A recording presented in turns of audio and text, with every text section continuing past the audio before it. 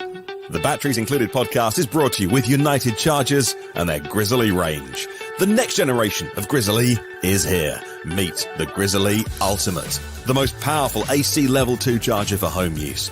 With a maximum current of 80 amps, that's 19.2 kilowatts. Your vehicle could be charged up to twice as fast as a standard level 2 and up to 15 times faster than a level 1. And of course it's Wi-Fi connected, so you can take control of your home charging, view stats, set a charging schedule, take part in demand response programs and control your charger remotely.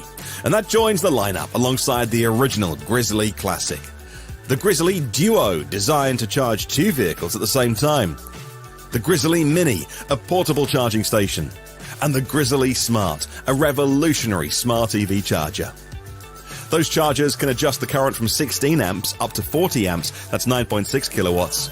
Plus, the Grizzly Ranger IP67 rated, built in Canada, and with the highest quality materials. You can order yours right now. Go to unitedchargers.com, that's unitedchargers.com. Hello and welcome to the Batteries Included podcast.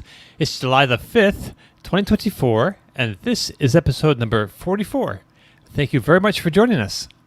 On today's show, we'll be talking about EV sales improving in the second quarter, the refreshed 2026 Genesis electrified G80, hopefully Kyle testing some family-friendly three-row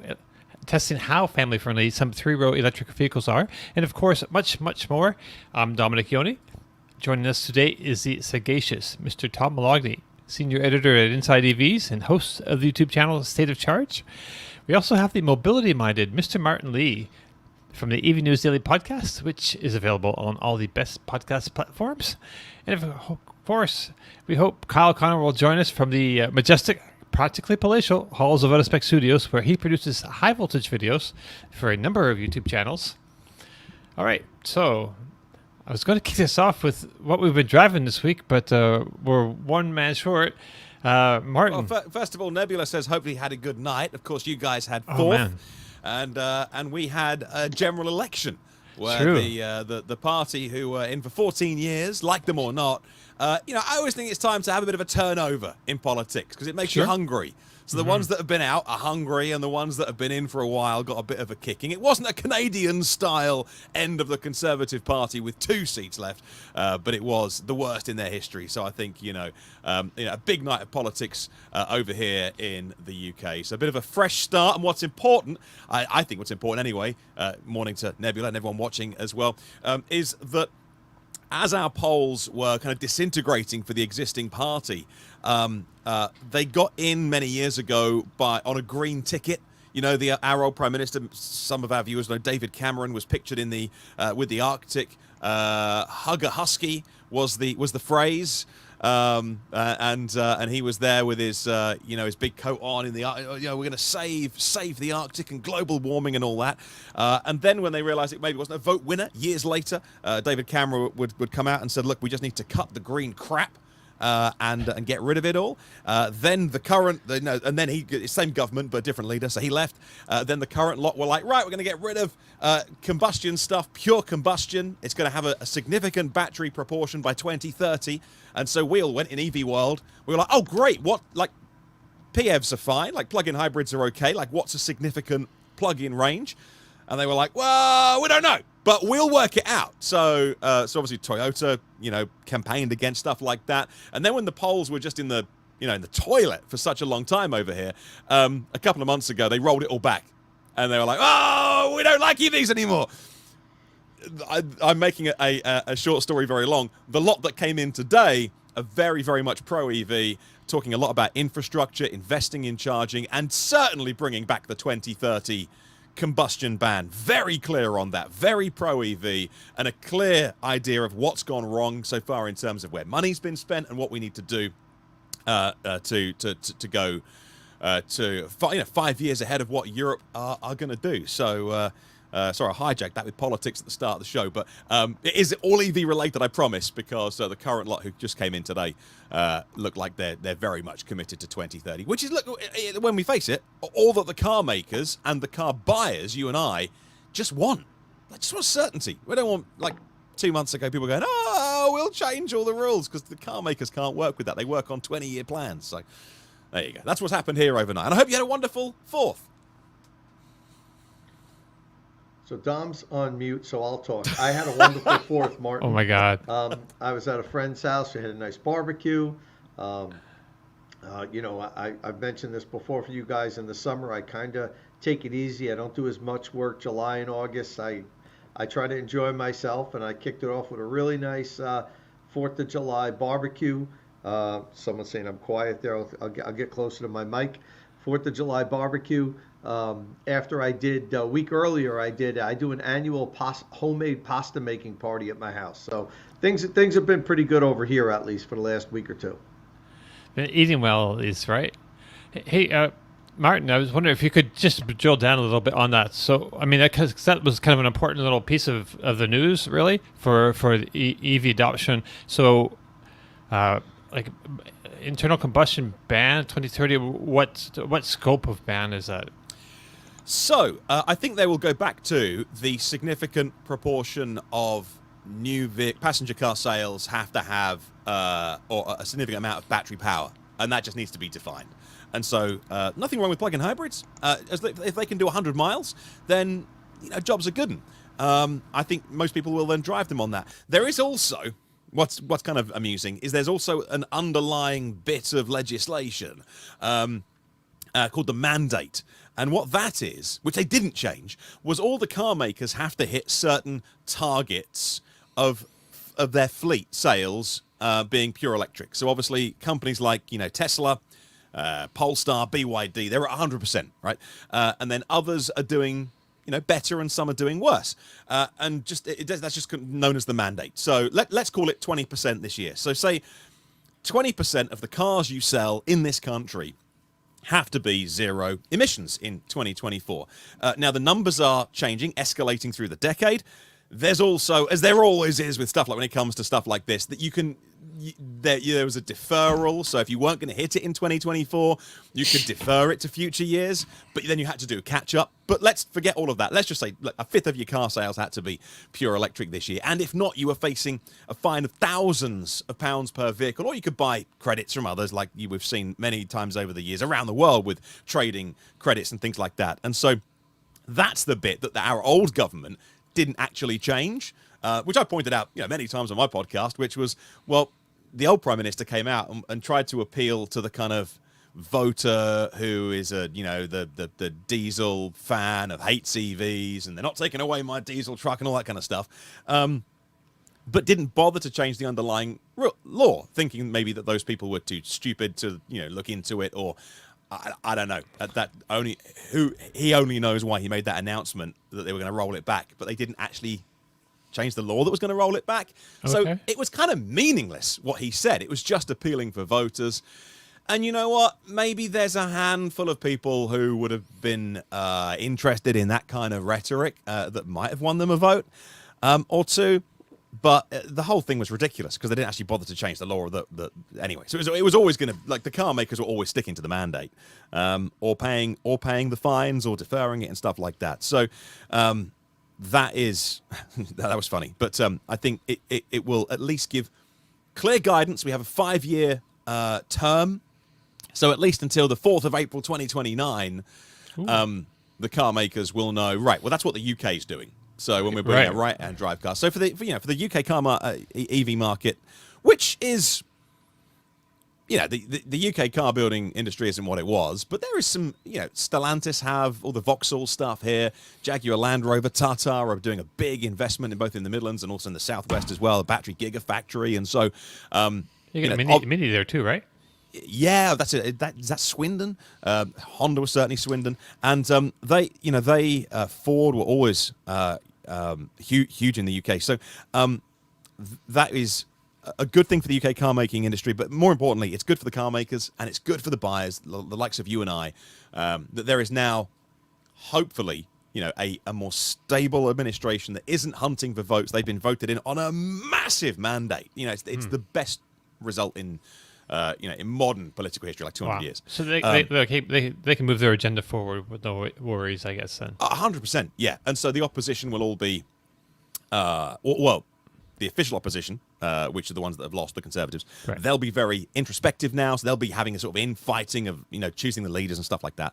But either way, our new government have just been voting with a huge majority. Like the country just wanted change in so many ways. And so I think it's really good for green technology. It's really good for electric vehicles, for charging infrastructure, and for how we charge them as well.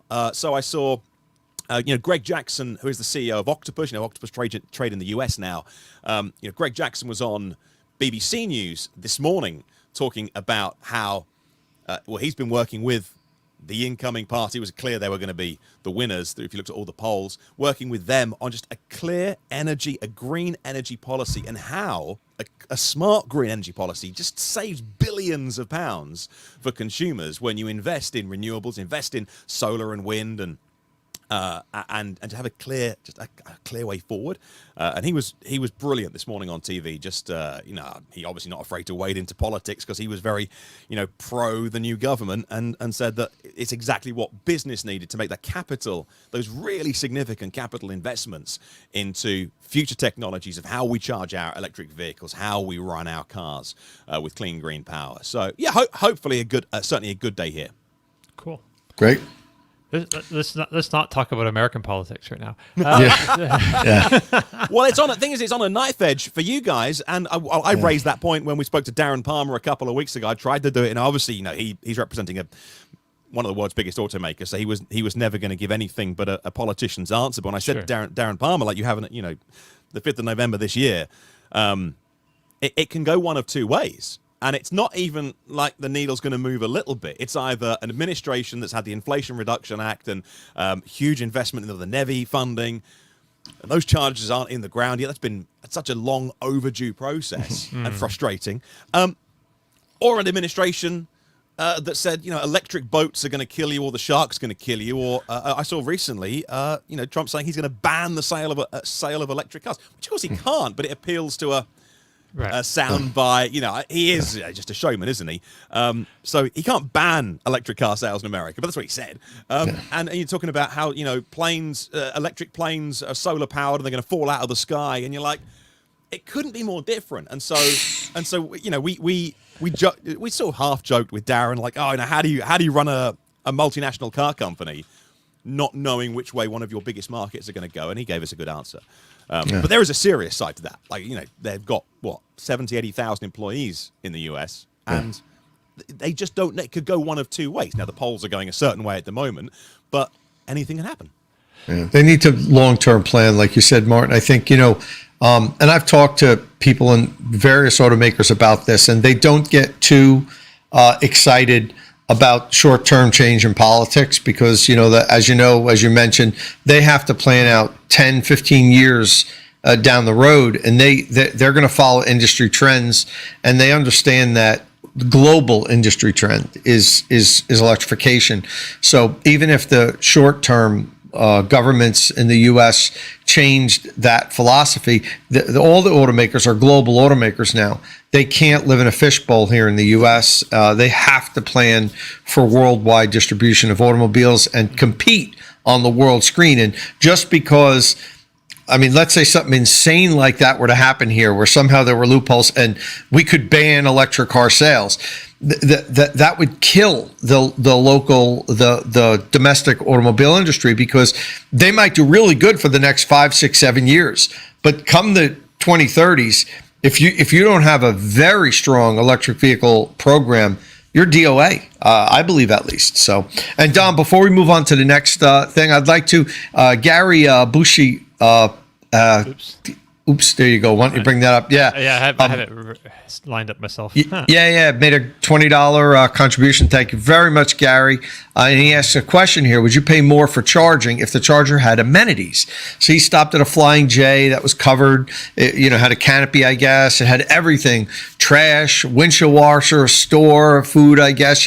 But they charge 66 cents per kilowatt hour. So, Gary, I personally. That's a tough question, because in many instances people don't have the opportunity to pick and choose which charger they're going to go to. If there were dozens and dozens of these everywhere that could compete with the charging stations that don't have amenities, I would say, yeah, I think people would pay a little more, maybe 10% more, not double. The fact of the matter is now, if there's one of these, at a certain spot along your route, and it's only, 50 miles from your last charging station, but you've got 200 and something miles of range, you're probably going to space out your stops based on your car's range more so than what the amenities are. Unless you only need one stop along the route, and you can, and a 50 or 60 mile boost might be enough for you.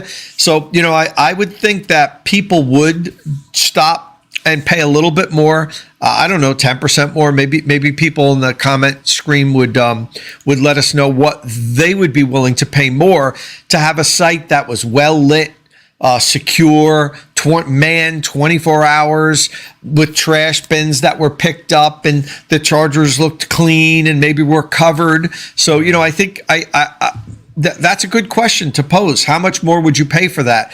But I think you can't just you can't ask that question without then also stating that there's plenty of these to choose from. So it's not just that one on your route against 10 other chargers that don't have the amenities, because if that's the case, you're going to plan your stop based on your car's range, I think. So, but that's a good question. Dom? Yeah. What would you do? Would you pay more? I know you're a big fan of value. You like a bargain. Yeah, no, I mean, a little bit more, I guess, because it would be super nice to have the promise of like a canopy, and I need a windshield wiper squeegee. I need to clean my windshield, or like a race to Vegas last week. Actually, there was not a bad set of amenities around. Some of the sites had garbage cans, at least, so you could dispose of garbage. And a few of them had some squeegees to clean the windshields. I cleaned it like 3 times, I think, on the way back over 800 miles on that one day. It was pretty nice. So, yeah, I would, a little bit extra is fine, like, 5 cents a kilowatt hour. I don't know. Yeah. Something like that. That's not enough to pay for all that, Dom. No, you're gonna have to reach a little deeper in your pocket if you want all that stuff. Yeah. For our international viewers, I'll remind you it's called GridServe, what GridServe looks like. And so this is our electric highway, if you like.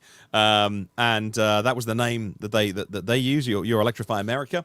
So this is GridServe. And this is the one in this is Braintree, Essex. Braintree. And I can see it's a winter picture. There's snow underneath the tires there. And that's great. It has, so W.H. Smith's is a news agent. So, magazine, newspapers, and they do sort of pre-packed sandwiches, that kind of stuff. Costa, post office. On the picture you're looking at, on that building, the top left, if you can just see through those windows, there's exercise bikes in there. They've got like a little workout area. Really? Okay. They've got showers as well. It's all free. And I don't think they even check you're charging your car, because whenever I've been there, I've often seen 2 or 3 perhaps ambulances or emergency vehicles. The guys and girls take their break and go and have because it's a really nice building inside. It's just in a great location, and they're going to have a snack, and they have their lunch in there. And there is something like 50 or 60 chargers when you include the Tesla superchargers, which are around the back of this picture. And then these are all the ABB hardware out the front as well. That's a good number. They've got a bunch of 7 kilowatts at Braintree. I can't think that Norwich and Gatwick, if they have the level 2s, I think that they kind of got rid of that idea, because you just want to fast charge, I think, really. Right. I will so to answer the question, actually, and it's a great question, Gary Bushy. For me, it utterly depends on who I've got in the car with me.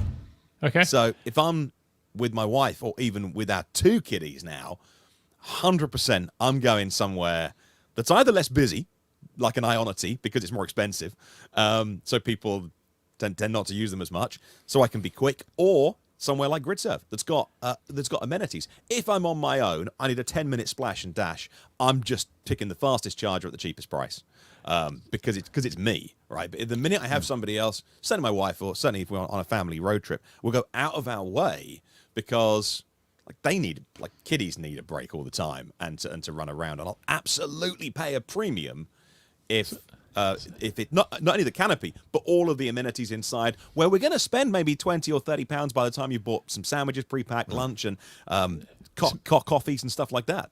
Cheddar Kung Pao says tea and crumpets can be very profitable. Yeah, and that's where the money is, right? The money's in, because that coffee cost me about 10 pence to make, and I'm paying £3, £4 for a latte. So, yeah.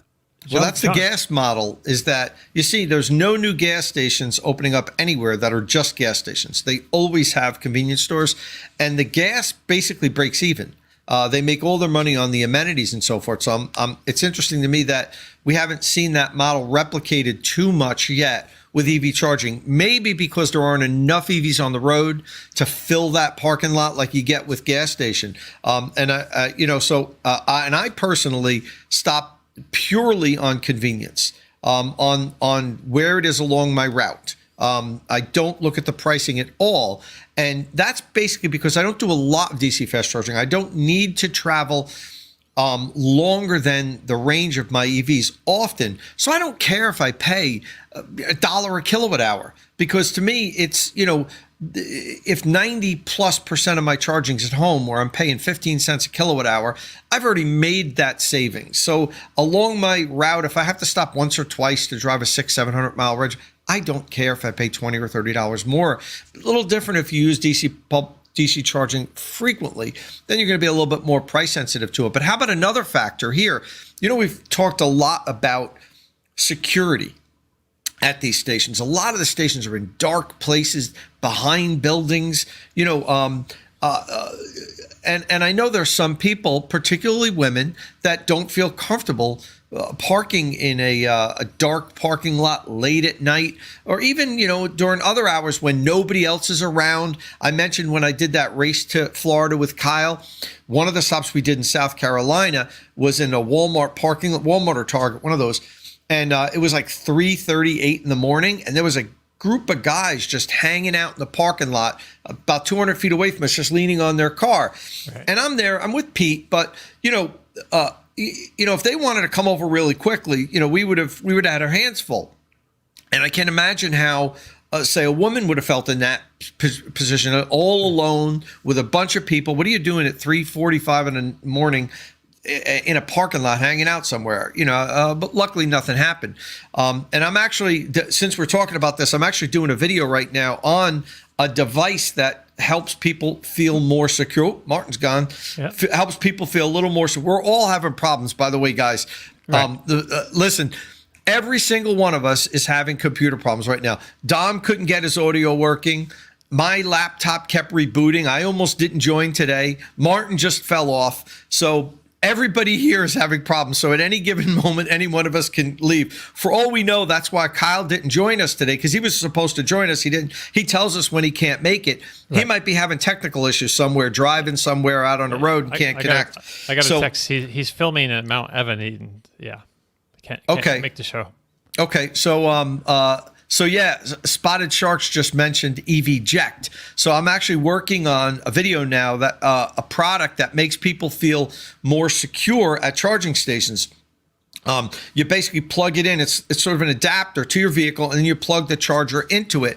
And if there's some sort of a problem, if somebody comes up to your car, and you feel, you feel like you're about to get mugged or robbed or something, you can just put it in drive and drive off, which you can't do if you're tethered to a charger station normal, because right. While you're charging, while your vehicle's plugged in, no electric vehicle can go into drive and drive while it's being plugged in, specifically so that, like, you don't damage the vehicle, you don't pull the charger cord off, like you've seen so many times with gas cars, right? Where right. You see a car driving down the road, well, in a video with the hose hanging out of the gas, filler.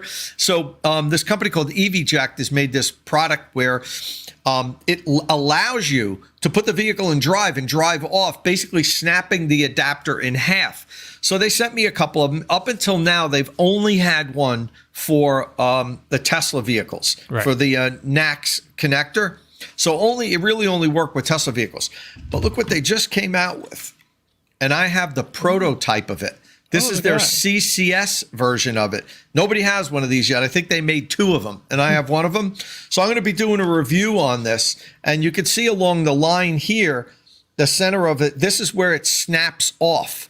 If you drive with, this is just a prototype. You can tell it's very rough around the edges and everything. I think it was like 3D printed.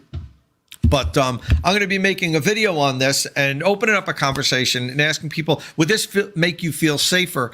I wouldn't recommend people use it all the time when if you pull up to a charger and there's 6 other people charging and it's a broad daylight in a great area, I would leave it in the car. But perhaps on those rare occasions when you're out in the middle of nowhere and there's nobody else there and you're all alone, maybe you plug this thing in just to give you a little bit of security that someone's not going to roll up to you quick on a car and get out and break your window. You're trapped there. When you're charging on a public charger, you can't leave.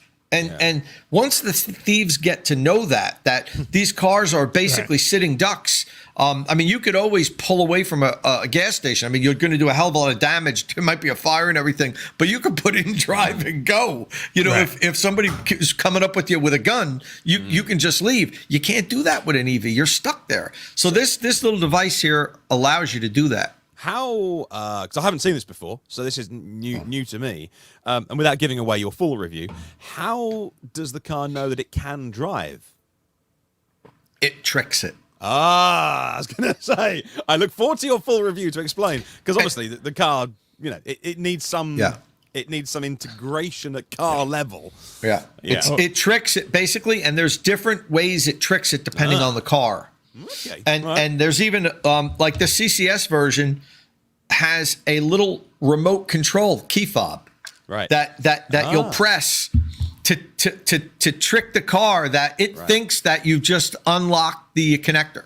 Right. Okay. And then there's obviously no liability for any damage that gets caused. They'll make you sign your life away, I guess. But they've tested the hell out of it so far. I'm not the first one to have them. There's other reviews out there of them. I waited until there was a CCS version. I didn't want to just do the Tesla version. So there's other people that did videos and show it break it crazy. I don't know, no, not Crazy Postman. Bearded Tesla guy. Yeah.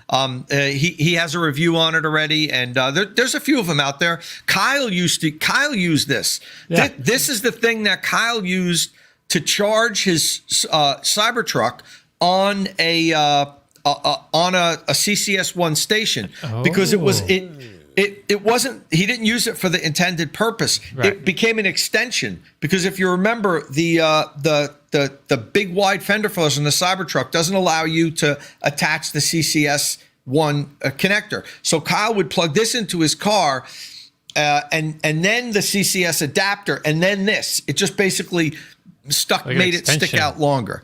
Right. And Martin May's asking, is Ejack UL certified? So Marlon, no EV adapters are UL certified currently. None. Not even the ones that Tesla makes, because there was no UL certification protocol for electric vehicle charging adapters.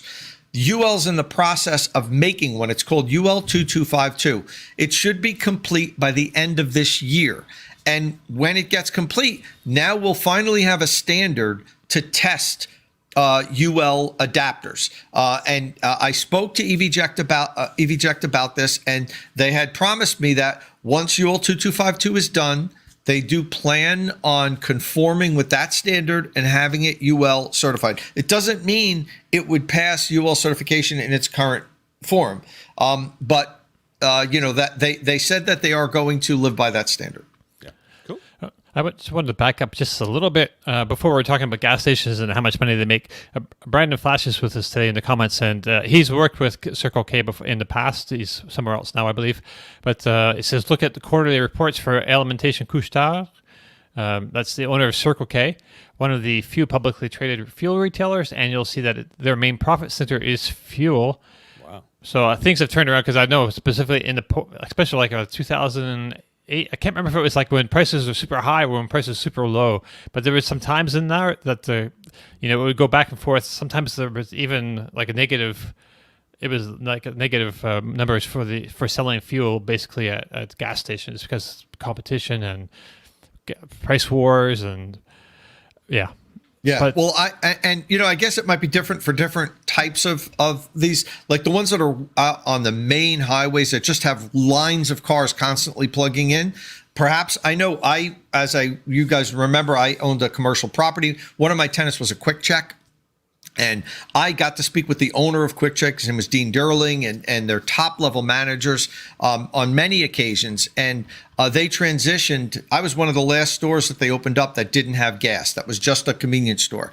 And after mine, they told me this is one of the last stores we're doing. All of our new locations are gas because when we add gas to it, we nearly double our revenue in the same location on coffee and milk and all the stuff we sell. And he said, in fact, our gas prices are set to break even for cost of fuel and labor and maintenance and all that stuff, and that we literally 100% of our profits come out of our stores. I suppose different franchises have different plans, but they would have no reason to lie to me. And this was coming from ownership, from the whole franchise. They have like 180 stores in the New York, New Jersey area, Quick Check. So, and I suppose each companies have different philosophies, but I know for a fact, Quick Check's line was break even on the gas, make a killing on the cigarettes, the coffee and sandwiches and all that stuff.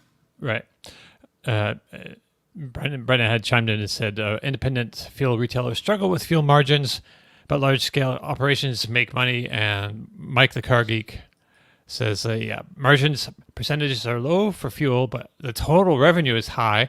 Soda has a higher percentage margin, but only costs $2. So I guess all kinds of scale issues. Anyway, but moving on from the petroleum industry and selling gasoline. It's important to talk about that a little bit because it's an intersection of what electric vehicle charging, sale, or selling electricity. How we're going to do that profitably in the future. It's like up in the air. But we should talk about some news. I guess at some point today. So let's do that, I guess. Let's talk about this.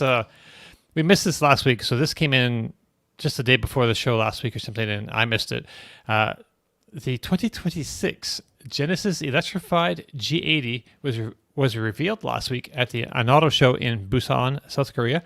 So this was a refresh and kind of interesting because they lengthened the wheelbase by 5.1 inches, which is a whole lot. Which means, it'll have more room in the passenger compartment, especially the second row, which now gets reclining seats with leg rests and memory. And that just reinforces the fact that they're really targeting wealthy Chinese customers. And they had a press release back in April that talking about their commitment to the Chinese market, and this is one of the ways that's reflected. The driver does get a new, much bigger screen as well. It now has a 27-inch OLED display instead of the old 14.5-inch screen. That's a huge upgrade. And there's the interior. That's cool because, this is great for Chinese customers, but it also means that we get this kind of experience as well. And I don't know, what do you think of that, Tom? It's like a Buick. It's like Sorry, I had to get off mute here. Mm-hmm. So yeah, I like the improvements they made. Bigger battery. Who doesn't want that? This is a big, like touring, long range family luxury vehicle. It should have a big battery. It should definitely at least touch the 300-mile mark, which this should be close to. Yeah. The longer wheelbase probably will even improve the ride quality. We don't have the overall length of the vehicle, though. We don't know. We know they increased the wheelbase 5 inches, but they haven't released the specs for the overall vehicle. So it's going to be interesting to see how much they reduce the trunk size. What did they do with that extra 5 inches? I like it. I think it's beautiful. Genesis makes great cars, super comfortable cruisers. I'm not in love with the grill in the front, but I'm just not a big honking grill guy. I don't love that. I don't hate it as much as some of the other big grills on the front. And this is also a vehicle that believe is going to look better in person than in pictures. That happens, quite often. I think I won't feel as bad about that front end once I see it in person. But Hyundai, Genesis, they're doing a lot right in the EV space. I like the new grille. The new display. How many inches is it? The old one was like 13 or 14 inches. It's like 27, isn't it? It's 27 inch. Yeah. Yeah. Yeah, it's a single pane of glass too, which looks nice, kind of like what BMW has done, right? It kind of reminds me of their screen that goes from the driver's display all the way over. I think it looks great. Again, like I said, I don't love that front. I don't hate it. There's been a lot of worse interpretations with these large front grills, but I think it's really nice. I can't wait to get behind the wheel of one. I think it's interesting. The interior, I was looking back. So I watched Kyle released a video this week of the Cadillac Optique, and it was similar to the lyric. It was the interior looks good until you start touching things, then not so much. And so I feel like Cadillac and Genesis kind of play in the same sort of space where, a little premium, but good value. There's a lot of content in Genesis products, and yeah, I'm just worried that Cadillac's interior materials game isn't quite up to snuff. But I think Genesis, it looks like, but yeah, we need to get in there and actually touch things and make sure, to see where they're at. But yeah, it's. And speaking of the battery, it does move. It goes from an 87.2 kilowatt hour battery to a 95.4 kilowatt hour battery. So currently it gets 282 miles of range, but the new range number, we don't have it yet. It should go over 300. I think in Inside EVs they were speculating 313 miles, but it'll be in the low 300s at least, we hope. Yeah, so on the Korean test cycle, it went from 427 kilometers, 427 to 475. What that means for WLTP and EPA, I don't know, but that would be another 48 kilometers of range, but still not more than 100. I don't know if that's usable or gross, that 95.4 kilowatt hours, but still, and whenever I can't get past the fact that somewhere inside Hyundai, Kia, Genesis, they've sat round a boardroom table and said that the word electrified works for us, and it must work for them, but it just maddens me because it's electric. Yeah. It's the electric G80. You can either get the diesel version, 2.5 litre diesel, or you get the electric version. Electrified is the fudge word that car makers use when it's got like a 48-volt stop-start hybrid-y system. That's the new electrified Toyota, which means it's not electric. And yet that's the word they have chosen over and over years now for some of them. Now, some of them are, the electric GV60, right? They call that the electric GV60. But when with the G80, they call it the electrified. And there's obviously a reason for that. Yeah. But I wish I knew, because it maddens me. And it just sounds... Because if you know that it's a fudge word, or you think, what does electrified mean? A small battery? Some sort of hybrid system, if you don't really know about EVs... It's the electric. It's called the electric car. So that's obviously a decision that works for them somewhere, but I think it's wrong. Yeah. So Dom, let me just grab a comment really quick, not to sidetrack things, but really quick. Photogravity asks, will Tom be doing a charging test on the new Chevy Equinox soon? It seems some challenges, so seeing a test, Tom, will be interesting. I've asked GM for an Equinox, also a Blazer EV, and I'm getting. I hope to get one, but I'm getting a little pushback, believe it or not, because I don't know if you guys remember the last loan I got from GM was from Chevrolet was the Bolt EV. Okay. And before I bought one, and I ran it out on my range test. Oh. And they're still holding a grudge. Damn. Over that. And I've been specifically asked about this. Are you going to drive it, to zero till it runs out? And my answer was, I hope not. That's never my plan. But so I don't know. I might get blacklisted from getting the rentals from the loaners from GM. That's not a problem. I'll just rent them on Turo. It won't stop me from doing them, but it might delay it. I might get them a little later. The Cadillac Lyric that I did, I had a rent because I couldn't get one from Cadillac. So I don't know. We'll see. but I'm going to try to get one as soon as possible. Photogravity. Just to put a bow on that, electrified, what is it, G80? It goes on sale this August in South Korea and other markets soon after. So it's kind of weird because it's a 2026 model and it's not even 2025 yet. But okay, it's a little bit strange. I want to get into sales, but before we do, there's this Cybertruck thing, and it's in the title of our show. So I feel like we should talk about it, even though Kyle's not really here right now to talk about it. But it's kind of like involves his vehicle as well. I think I can pull this up.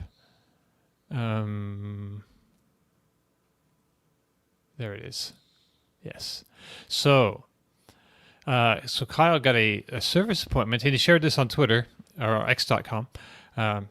So he has a service appointment for it, and the day before he got it, it was supposed to go in. He got this email from Tesla, and he shared some of it on here, and saying that it is conducting a study on the drive units of early Cybertrucks, and that his vehicle had been selected to participate. So I guess during the service visit, Tesla is going to replace one of the current drive units with what they call the latest production pedigree, which they say will improve efficiency and reliability.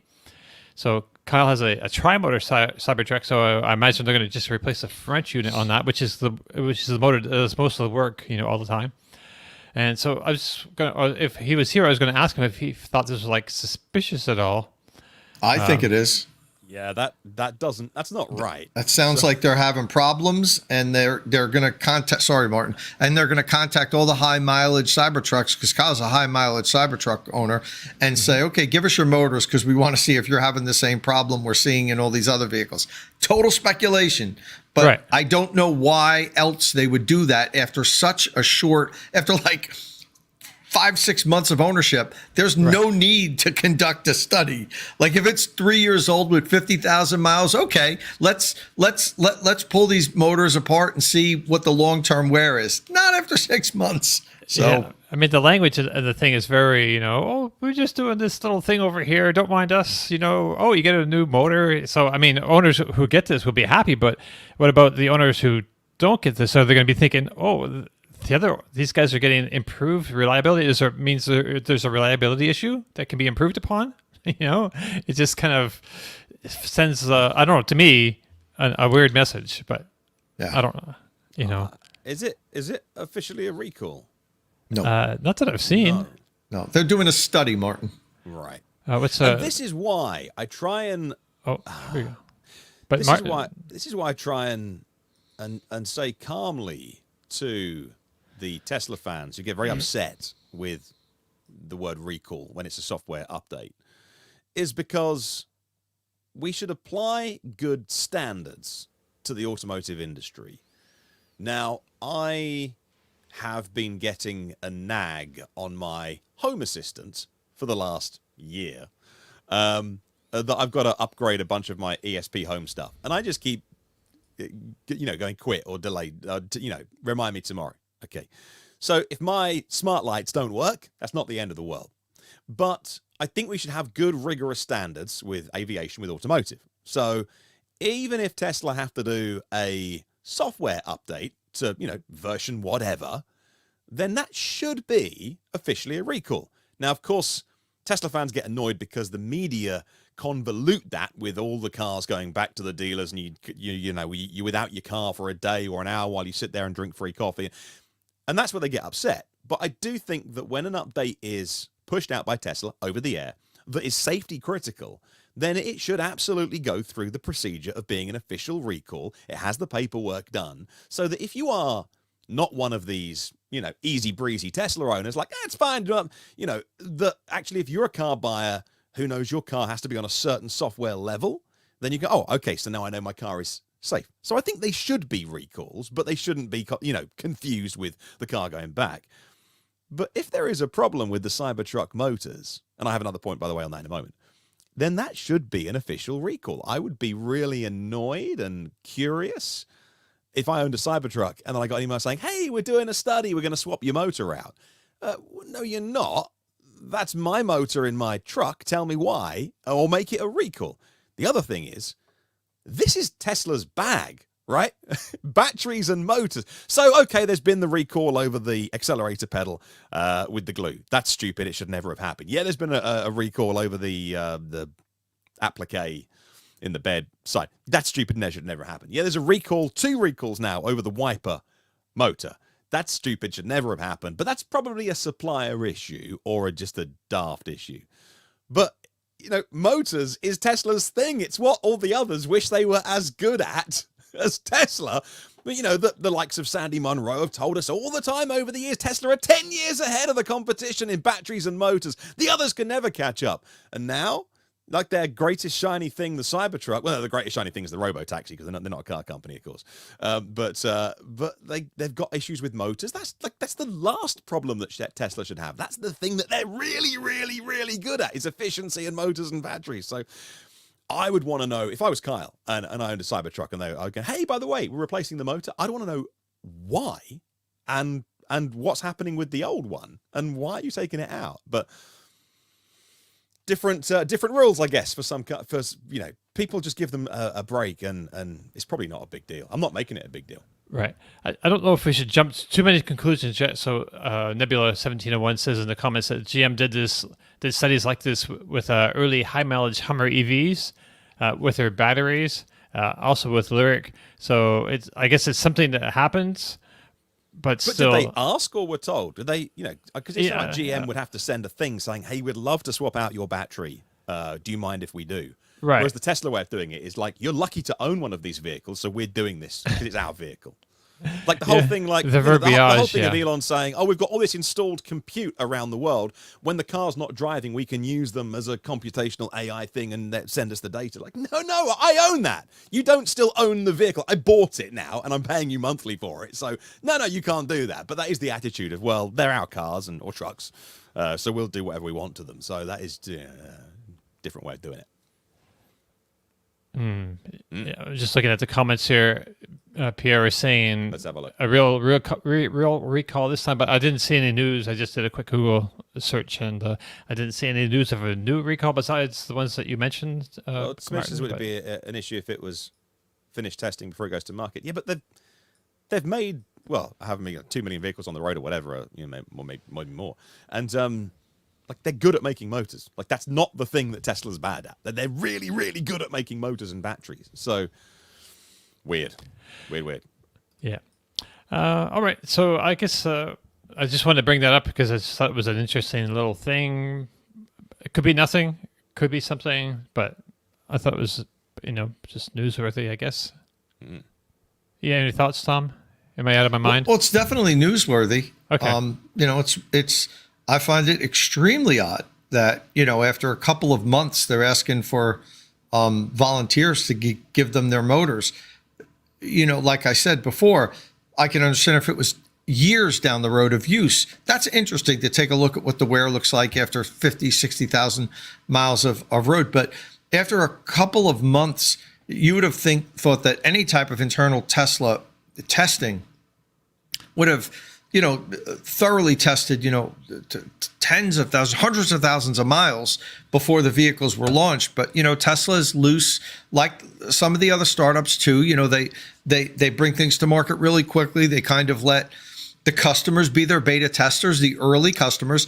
A lot of people don't seem to have a problem with that. It's just unconventional for us to see. People that have been in the media for many years, we're just not used to seeing this, you know, handled that way.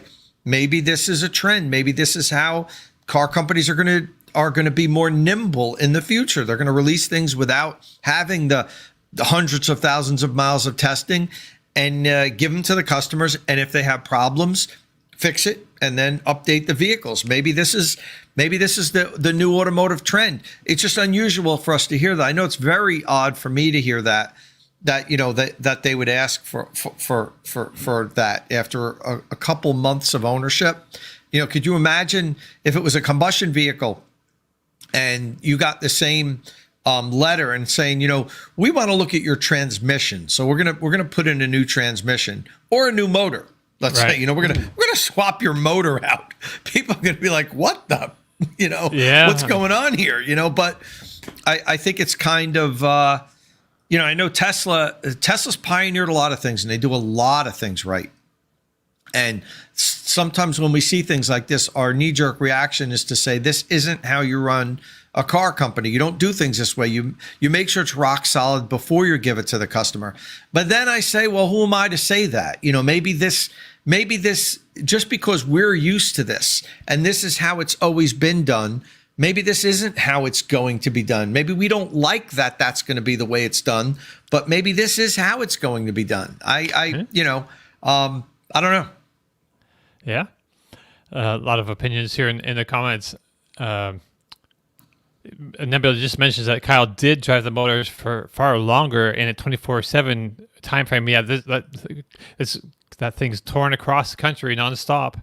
A trip from east to west coast, and also up and down through the Rockies several times and across the Wyoming. It's it does. Right, but he's driven it more than the average customer would. Right. But this is why cars go through 2 years of unbelievably rigorous testing before they go to the customers. We all know this. I've been at some of these cold weather, warm weather, just extensive testing where, the vehicle gets the hell beat out of it. Sometimes the companies have people hired to drive the vehicle 24/7. So like your tour will be 8 months, 8 hours. And then you pull back into the wherever the camp is and you get out of the car, you flip the keys to the next guy, he gets in it and drives it for 8 hours. And then, this is what they do before it goes into the customer's hands. Vehicles have hundreds of thousands, if not millions of miles on them. New motors and transmissions and stuff too, before customers ever step into them. Maybe Tesla vehicles have, 200,000 miles, not 3 million miles before it goes into customers' hands. I don't know. But it's interesting. It does certainly seem like they don't test the vehicles nearly as extensively. And if they did, there'd be no reason to ask for somebody's motor after 15,000 miles because they've already done that to 50 other vehicles and they know what it looks like after 15,000 miles. They don't need to check your motor. They've already done this months ago. I see so many reports online of people who buy their Cybertruck, get 5 minutes down the road and then the screen lights up red and they have to call recovery but I spend nearly most of my social media time, and I spend a lot less time on social media now anyway, on threads where there is a very strong anti-Tesla sentiment, by the way. I haven't opened up Twitter in such a long time. I used to be on there like multiple times a day. And I think I even paid for the blue subscription thing when it first came out. So I was all in on Twitter, but it's like Facebook. I just sort of stopped using it. So if I do anything, I probably look at threads, and there's a real anti-Tesla thing on there. So I'm not surprised. I happened as I'm scrolling. Because that will be more, anything negative will be shared a lot more. But there's a lot of people who buy a Cybertruck and then it just breaks down. Is that this problem that they're trying to get to the bottom of, or is it something else? I don't know. And there's somebody I just saw that yesterday on X.com. An owner, a Cybertruck owner, he had a 48 volt battery issue, I guess, and they gave him a new truck because it was something they couldn't solve. And then so he's got issues again, had to get it flatbedded, and he writes about it on publicly post pictures and talks about the situation, and as people accusing him of lying and making this up and being in the pay or whatever of, I don't know, some, who knows, mystery organization. Yeah, it's crazy up there. Yeah. So just real quick, let me throw a comment up here that John Check, one of our loyal followers, posted. Instead of swapping the motor out, they should swap the whole vehicle out for Kyle. John, they can't do that. Unless Kyle had some type of significant problem where, it was kind of like a lemon law thing. Right. They have to be particularly sensitive with journalists and influencers and so forth. Like for instance, I can't take anything from an automaker. When we go on these press trips, do they give us a mug and a backpack with their logo on it? Yeah, but that's it. I could never take any sort of compensation from an automaker, a cheap purchase, discount on a car. You just can't do that, especially something like this. If Kyle got a new truck, I mean, who could trust what Kyle said about Tesla after that? Even, we all know Kyle, he'd be honest and he wouldn't say, he'd let it fly no matter what. But really, people say, yeah, of course he loves the Cybertruck. They gave him a freaking new one. You know what I mean? There was nothing wrong with his truck. You could never do that. You have to be very careful when you're a journalist or some sort of influencer. And the companies know that too. They would never give you anything because they don't want to be accused of trying to buy favoritism. Right. Right on. All right, so let's talk some numbers. So since sometime last year, there have been lots of stories about demand for EVs slowing down.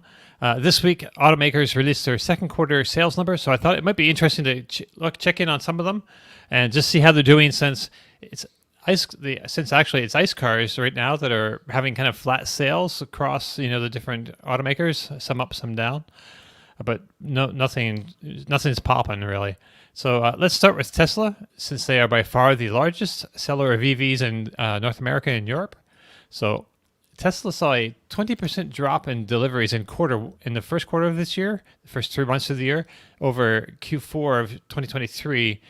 So, but more importantly, a 9% year-over-year reduction.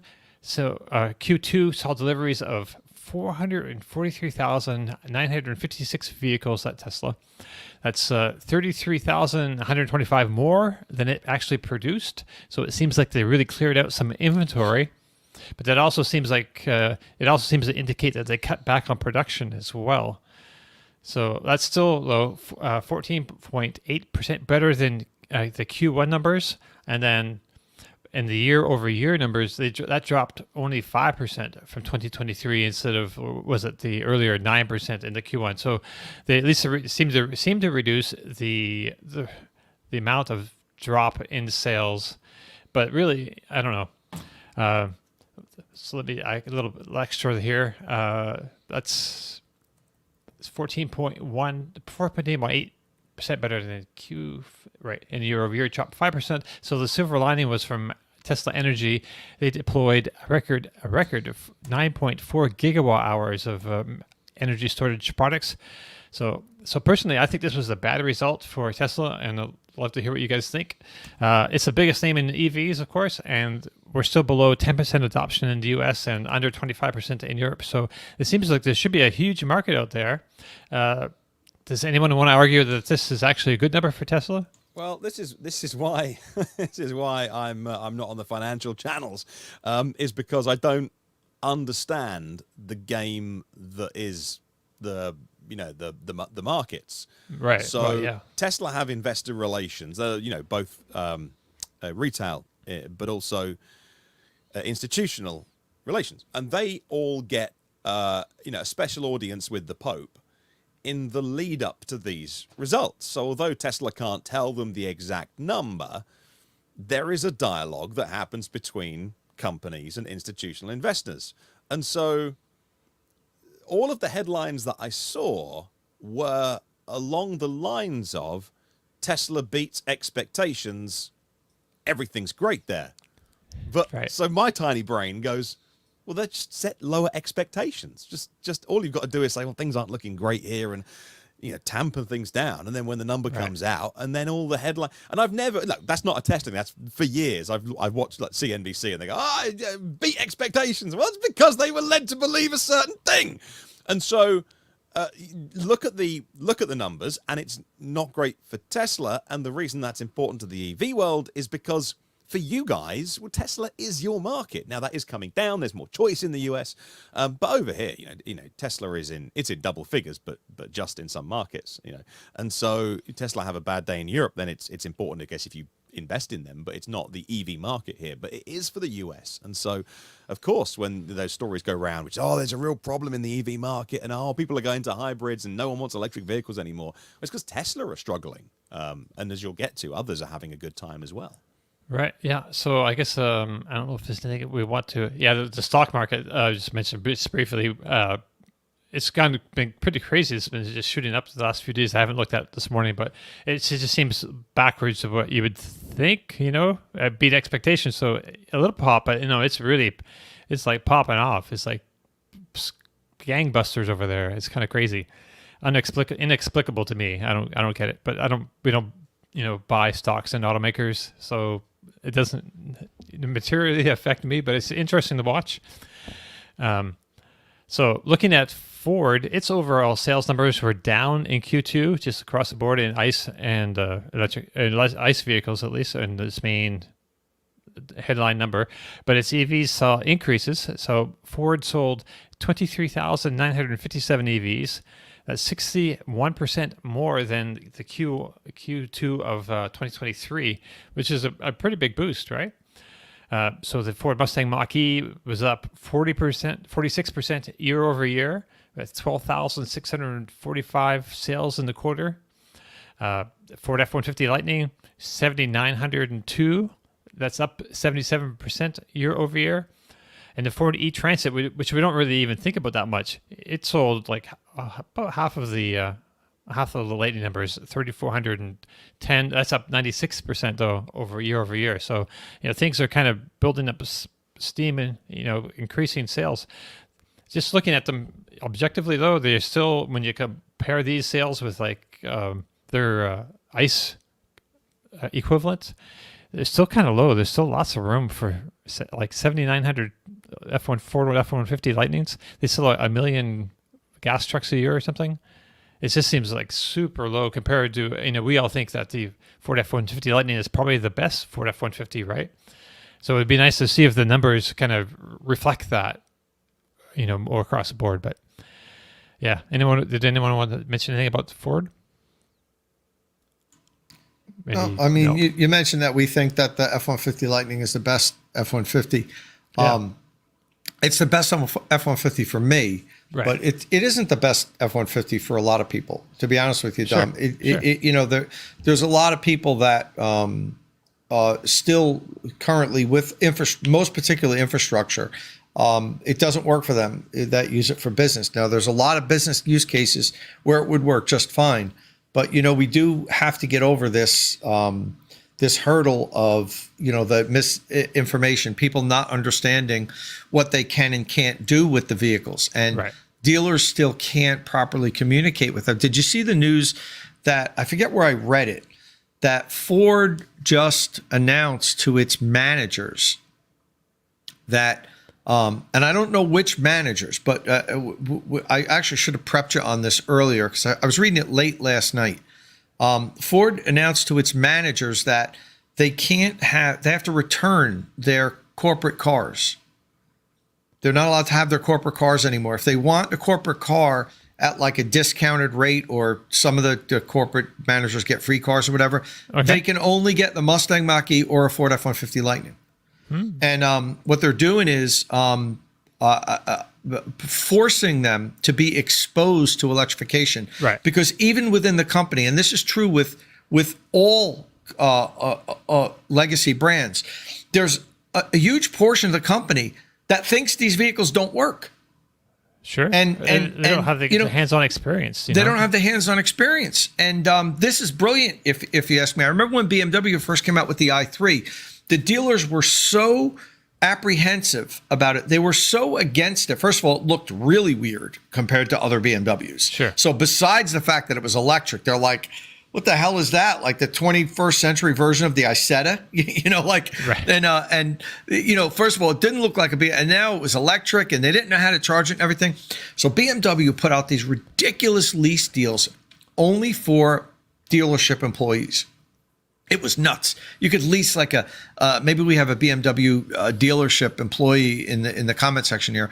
But if I remember, it was like no money down and like $200 a month for like a $55,000 BMW i3 loaded. So a whole bunch of people got them, and it was brilliant because now the salespeople that worked at the dealerships were driving these cars every day.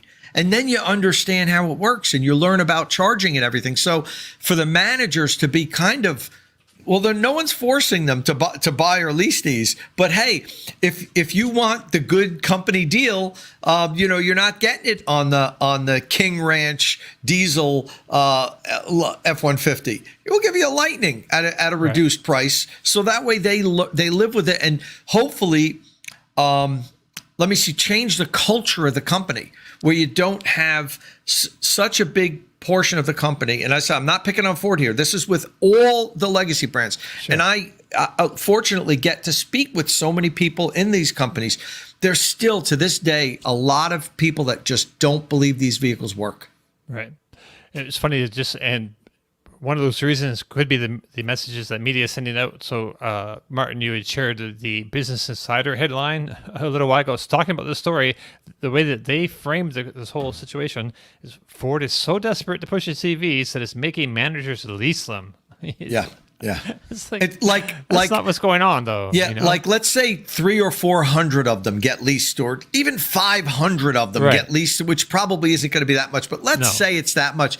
That doesn't affect their. I mean, for maybe one quarter, it makes it look a little better. But that's not the purpose of this. And maybe I should even do a dedicated video talking about this. Now that I'm talking about it, but the whole point of it is to get them to understand electrification. And then maybe if they have a Lightning for 3 or 4 months, they'll say, you know what? This is pretty goddamn good. I don't, now I get it. Now I understand why the company's going in this direction. So, yeah. That was cool. Thanks for sharing that. I think that's a pretty good strategy. So let's just jump back to the sales really quickly. We're not going to cover like every single automaker, but just touch on the bigger ones for sure. So General Motors also saw some good numbers as it switched from Bolt sales to increasing sales of a mix of like 5 different EVs or 6, 21,930 EV sales overall. That's a 40% year-over-year improvement. 22,000 sales. It's not a huge number, but it's at least moving in the right direction and over a broad spectrum of vehicles. And breaking those down a little bit, we can see where there's room for growth and some surprising growth that's happened. So the Cadillac Lyriq jumped 441% from this time last year in those past 4 months to 7,294 units. Those are big percentages. GMC Hummer EV is sold 47 Hummer EVs in the second quarter of 2023, which is like a ridiculously low number. I'm not sure what was going on there.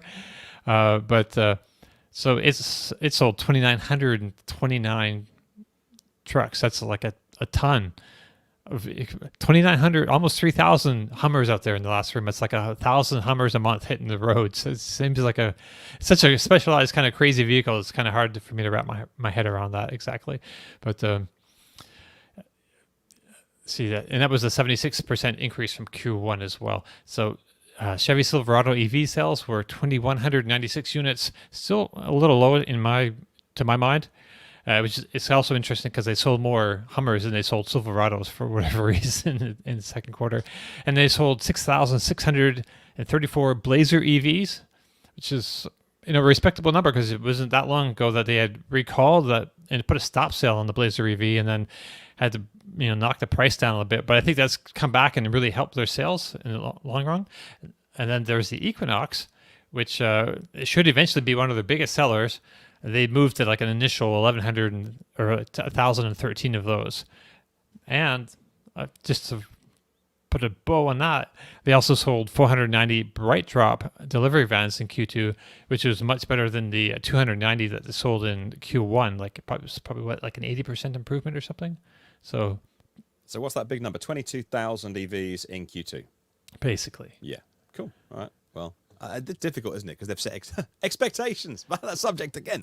Right. I think that's going to grow. They set them so high. Yeah. With us, not the city, but the markets, Wall Street, but with the rest of us, for years we've been told. Even GM was throwing out big numbers before. Like, what was it? 1 million EVs by 2020? What was it? 5 or 6? It was whatever Tesla's target was, which was 2 million by this year or next year, right? A year. I think Tom says by 2025. Oh, okay. So it wasn't far off. I'm pretty sure it was 2025. Right. Wow. So when they said it, how many years ago? 22,000. 22,000 times 4 quarters. That's what, 88,000 vehicles. I think they need to like up those numbers a little bit to make those. I think they've that a million vehicle goal has kind of gone by the wayside a little bit. I think they've backtracked a bit on that, which, GM has really struggled getting this whole Ultium platform kind of thing off the ground. But I think it's now finally, maybe mostly on the way. Mean, if they were able to produce all the Ultium vehicles on the timeline that they originally had planned, right? I'm not saying they would have been at 1 million, but I think by now they'd be well on their way because these are some good vehicles. It's just they haven't been able to produce them in volume. This is, last 5-6 months or whatever, I guess, is they finally, after years of scuffling, are building them, or appear to be building them, at a decent clip, and they're selling. They're good vehicles. Selling them, right? Blazer and Silverado, Blazer, Silverado, and the Equinox. Silverado, not so much. It's going to sell, but probably close to like lightning numbers, not super high volume. But the Blazer and Equinox, those vehicles, if they're available and they're sitting on lots and people can walk in and drive them, they'll sell. They're good vehicles. Right. Yeah, I think Silverado needs to come down in price a little bit. It's got a huge battery. It's like hugely more capable than the other electric trucks, but at that price point, it's just hard for the people who kind of need those trucks to get them in numbers at least. That's how it feels to me anyway. I'm not going by numbers, just by my feelings. All right, real quick. Hyundai and Kia did very well. They, which they should have been. They've got some great deals out there these last couple quarters. So Kia sold 17,980 electric units, up 131% year over year. 131% growth. That's amazing. And that was breaking a record in sales that's set in Q1. So things are looking good over there. They're doing some of the right things. The EV6 sold 6,882, up 39%. And then the Kia EV9 is almost as many, 5,664. Of course, that's a new vehicle, so they didn't have sales year over year. And then Kia EV Niro, there's some of those in there. They don't break those numbers down, so we don't know how many electric ones, how many hybrids or gas ones they sold. But that was those numbers were up 91%, and you have to think that the Niro is part of that as well. So over across the way, the same company, but a different brand, Hyundai, sold 15,172 EVs in the U.S. That's a 39%. Year-over-year increase. So that's 11,906 Ioniq 5s and 3,266 Ioniq 6s. So you can really see the split there and the difference from like a crossover, like the Ioniq 5, like we have on our screen there, to the sedans that, don't sell as well in the U.S. And you can really see it in these numbers, right? 12,000 Ioniq 5s, 3,200 Ioniq 6. It's like a third, a quarter in there of sales, And the Ioniq 6 has got great deals and it's got great range. We think that range sells EVs, but the shape has a lot to do with it as well. It's not the only contributing factor, I guess we can say. Any comments on Hyundai? I see. The only thing I want to add is that it's impressive to me that the Ioniq 5 continues to increase in sales, even though it's been out for 3 years. Right. It's got to be coming up on 3 years now, right? Didn't it launch in the fall? I think it launched in the fall of 21. So, 3 years later, it has its best quarter, and it's basically the same vehicle. It's not like they did a big refresh or anything. So usually that doesn't happen. Usually you see sales kind of go down, but that's interesting to me to see it have its best quarter. It's like it's continuing to conquer hearts or something out there. And they're going to be making this in the U.S. pretty soon. And so they'll be able to, I'm not sure if they can bring the price down, but at least it'll be more profitable for Hyundai because right now they're taking a beating on their margins with these cars. Toyota and Subaru, the Toyota BZ4X and Subaru Solterra both had huge sales increases thanks to lowered prices and deals. The BZ4X sold 7,571 cars. That's impressive. That's almost double Ioniq 6, but like not quite, a little more than half of Ioniq 5, but that's up 286% year over year, which is, those are decent numbers. Like, you look at it percentage wise, and the Super Solterra was up 163%, only 4,238 cars there. So, I mean, we're talking from a low baseline, but Brennan, It just shows you the power of Toyota, Dom, with Right. the BZ4X sales, how their reputation and if they could sell that many BZ4X, could you imagine if they put out a really good electric vehicle, Right. a really good, compelling, long range, charges well Toyota electric vehicle? It would, it would dwarf, probably be immediately jump to second to Tesla, as far as overall individual vehicle sales. So. Right.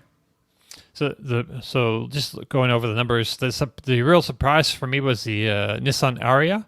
So it sold 5,203 units. That's up 123% in Q2 of year over year.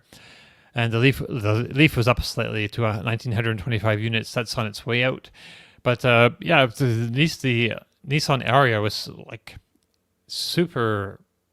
I know they seemed to be priced really high for like the longest time, and they weren't selling, right?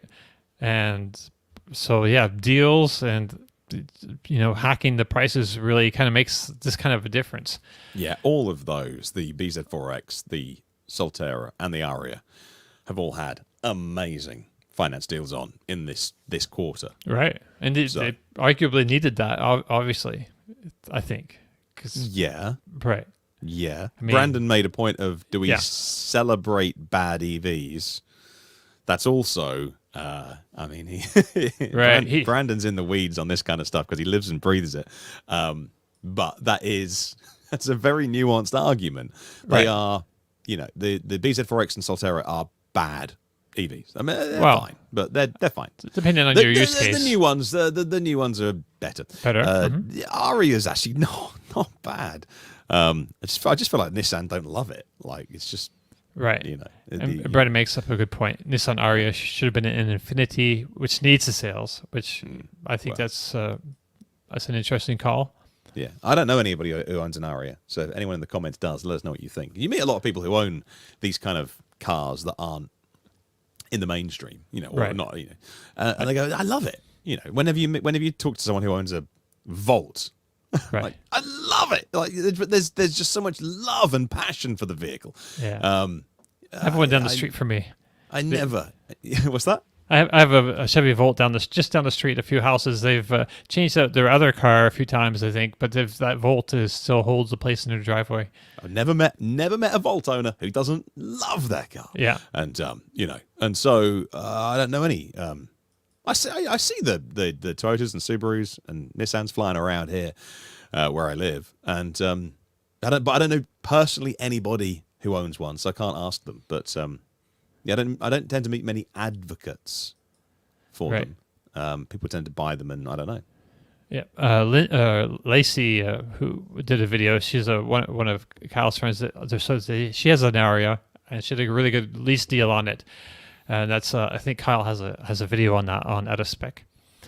So the biggest I just want to mention this because not everything was positive. So the biggest disappointment I think was Volkswagen. So despite finally getting this ID4, an efficient and powerful new motor, much improved software, it saw sales decrease to 5,690 units. That's a 15% drop, which is kind of disappointing. They're finally getting stuff right, and they're not being really rewarded for it in the marketplace. But I'm not sure what that's down to. Maybe marketing. I don't know. I haven't driven the 2024 yet. Tom, you haven't had that yet either yet, have you? No, I haven't driven it yet, but I have talked to lots of people that have and said it's definitely improved. Right. And we know the software's better. So it's a good vehicle. Maybe people are viewing it as like being a little long in the tooth, and with other vehicles coming out after the ID4, it's been out for a little while now. I like it. I still recommend it to people. Matter of fact, I have a good friend of mine that I'm pretty sure he's going to end up in one soon. He lives in an apartment, and I'm working with his landlord now to get a charger approved and installed. So once he does that, he's definitely in on getting an EV, and he's going to get probably the rear-wheel drive ID4. Right. So the standard, I'm not sure. Maybe they just need to bring the prices down just a bit more. The standard one with the small battery, it starts at $39,735. I think it's eligible for the $7,500 federal incentive, but I mean, it's a tough marketplace. The Model Y is still a great value, a great deal, and that's what it's competing against. As well as the Ioniq 5, which is doing pretty well, and all the others that we talk about all the time. Mach-E, Ford Mustang Mach-E. Yeah, I like it. I'd really like to get into that again, to try out the 2024, because I enjoyed driving the original, but it just was like low on power because I drove the rear-wheel drive. I guess I drove the all-wheel drive too, but yeah. So I mean, that's all the big news I have for this week. I had a couple other things I wanted to maybe mention. We talked about what do you call the EV tools, the flying cars, a little while ago. So we have an interview with the CTO, I believe, of Archer Aviation, which is one of the bigger ones involved in the U.S. eVTOL scene, the flying car scene. They're hooked up with Stellantis, and they just did this video. They just did this finally test thing where they transitioned their propeller, so that like the propellers lift them up, and then in flight they sort of pitch forward, and then the propellers pull them forward. So that was kind of a big deal, that whole transition thing, to really see that in action. So they released a video and did some testing of that. Actually is capable of doing that. That's not a barrier, and that gave Stellantis the confidence to invest more, and so they've put an additional $55 million into that company. So that's just, I thought it would be interesting just to mention that, because it's, Stellantis is a big, automaker, and they have their eyes on the whole segment as well. Cool. Yeah. John mentions, when does that end? I think it's long term, isn't it? 2030, I think. Yeah, I think it's 2030. I think it's through this decade. Yeah. It's here for a while. And personally, to be honest with you, I don't think it should be longer than that. I don't think. No, I don't think. 2032. A couple of people saying it was 10 years, which is fine. We won't need incentives in 10 years. I don't believe we will, at least. So. Right. I'm totally fine with that. I had always said there should have been some sort of phase out, not based on the amount of vehicles sold like the original tax credit was, but over time. So I'm glad we did a time thing. But to be honest with you, I would be fine if it expired in 2030. It doesn't even need to go to 2032.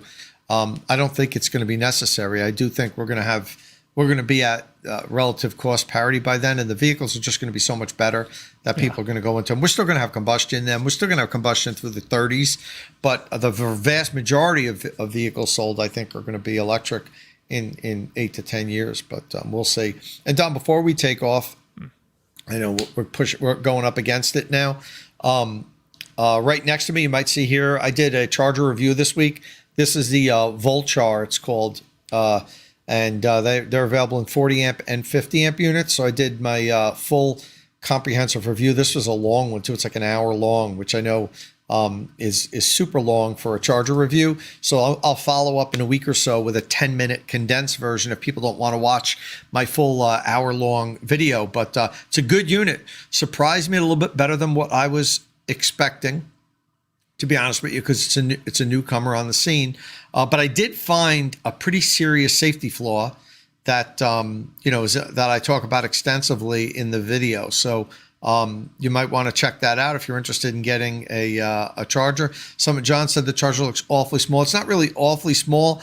It's small. It looks awfully small next to that huge honking Ford Charge Station Pro. But it's a pretty good unit. It's so good that it actually has me thinking about my, if you guys watch my reviews, I have this point-based system. It's called the Chargerator. I think I need to revamp it because the new chargers that are coming to the market are scoring excessively high. on the Chargerator. They're much better than the charging equipment that was being produced 2-3 years ago when I started doing the Chargerator. So I think I'm gonna have to get tougher in the scoring, because it was very rare that chargers would get up in the 90s just a couple of years ago, and now I'm seeing all these new entrants score 94, 95, 96.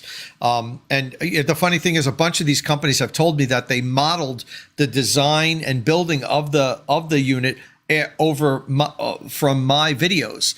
They said we kind of learned what people want and what makes a charger good. So they're specifically doing things that I recommend, which is making the score higher. So I think I have to redo that a little bit and make it a little bit tougher. And when I do that, I'll rescore all the old chargers that I've done, so that it's not unfair to the newer chargers that come on the market. But this video is probably going to go live today. And if you're in the market for a charger, or if you're just a charging geek and like to watch me ramble on for an hour and take things apart and show you the innards of the charger and everything, then hit up State of Charge later today, because I'm going to put that video up. There we go. We are going to get a T-shirt made that says "Dom, you're on mute." We're definitely doing it. That's good. That's our next merch line. Okay, that's a good suggestion. It'll be Dom ! You're on mute in a small. Which I need to get on that. Actually, the merch thing. I've been meant to have I meant to have our store up by now, and that has not happened yet. But right, I guess that's what I'm doing today or tomorrow and tomorrow. One extra little thing I just saw in the news this morning, I wanted to share real quick before I went up, because it was I thought it was pretty interesting. So BMW apparently is priming for a futuristic electric sports car. They say this is on Autocar in the UK. Prototype coupe with four in-wheel motors has been spotted testing, may succeed i8 as new class flagship. I didn't notice that part. In-wheel motors in a BMW top-end sports car. I mean, that seems significant. I don't know. What do you think? Yeah, I hadn't seen that either. Yeah, I mean, it looks kind of cool. It reminds me of like some of the big coupes from the 90s BMW. Yeah, that's got that high boot line at the back. That kind of reminds me of the Polestar 4. Make sure I get the 3s and the 4s in the correct order, I think. Right. Yes. Which way round is it? I get confused with the new Polestar. There's like 24-inch wheels on that. Yeah. It was cool. Yeah. But in-wheel motors, I mean, we haven't heard of them since like the pickup truck. What was the pickup truck here in the US that kind of Workhorse, yeah. Yeah, I'm not sure. The one company went bust. So, Workhorse is still a company, but still the other around, yeah. What's the other company with the in-wheel motors that said that, like Chevy pickup truck bodies? Tom, you don't know? Oh, Lordstown, yes, Mike. Lordstown, thank you, Lordstown. Mike the car geek. That's the one. Right, they had in-wheel motors, so that's only like large-scale commercial-ish, manufacturing that we've seen with the in-wheel motors in electric vehicles, and that's something that I've been watching for 17 years now, or however long it's been, because they had the UK. We had that Lightning. I don't know if you remember back in 2007, 2008. There was a big sports car company called Lightning. Not ringing a bell. It looks like to you, Martin. But they're a big company. They were using in-wheel motors from PML FlightLink, which was the name of the company that was doing that back in the day. But anyway, I guess we should probably move on. Mr. All Electric Car Lunacy reminds us that Aptera used to have in-wheel right, but recently changed this, I think. Not that the mass production. Yeah, that's not in production yet, so I'm not exactly. I think they were looking at in-wheel, but I'm not sure what's going on there right specifically now. Oh, someone's saying that they had to drop the in-wheel motors because they had the same supplier as Lordstown, so... Yeah, we need an Aptera update pretty soon. I ran into them when I was in the Middle East, and they want to come on at some point, so I guess soon would be good. Yeah, I don't know. Well, we'll see. I've reached out to them many times, and they're not interested in me doing a feature or video on them, or going out and driving the vehicle, or even driving in the vehicle. Okay. So I'm very concerned with their legitimacy. Right. I mean, they do have people out there sometimes, but maybe there are people it's not up to your, maybe not as critical as you might be, maybe. But Yeah, I don't know. So, do you want to give them oxygen if they won't let you get in a vehicle and even do a ride along? Yeah. sure, good points. Or rather, no. All right. Let's see. I guess we should just call it. That brings us to the end of our show. Boom. If you have any questions or comments, please leave them below or get in touch with us on the social media platform of your choice. I am now very paranoid. I'm looking to see if I'm on mute or not. Don't forget, if you like the show, please give us a thumbs up, click subscribe, tap that bell icon for notifications. Thank you all very much for joining us, and we'll see you again very soon. Ciao.